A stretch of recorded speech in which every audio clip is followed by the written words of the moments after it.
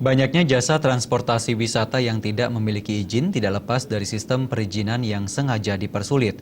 Bahkan hal ini seperti menjadi pembiaran dalam menjalankan pungli dan menjadi celah baru untuk korupsi oleh oknum-oknum tertentu.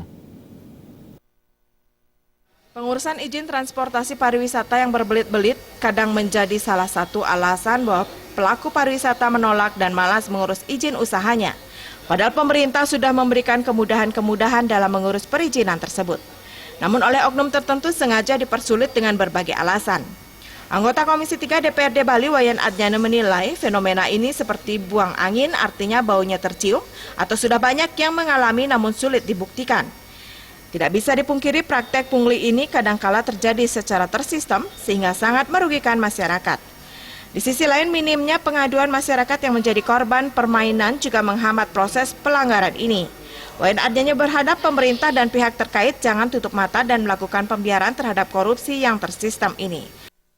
Dengan aparat itu main mata, artinya memberikan penyelesaian-penyelesaian yang tidak baik di lapangan, sehingga justru itu mendorong mereka untuk lebih baik kita tidak usah ada izin sajalah. Ya toh kita bisa berdamai, itu yang kita dorong. Ada dua pihak, ya pihak yang memang petugas yang mengeluarkan perizinan harus melayani masyarakat dengan baik, ya tidak mempersulit, ya sesuai dengan aturan saja. Kemudian pihak yang melakukan pengawasan itu juga harus melakukan pengawasan dengan tegas.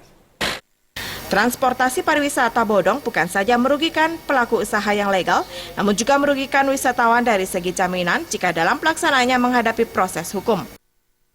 Terima aja dan Sufi.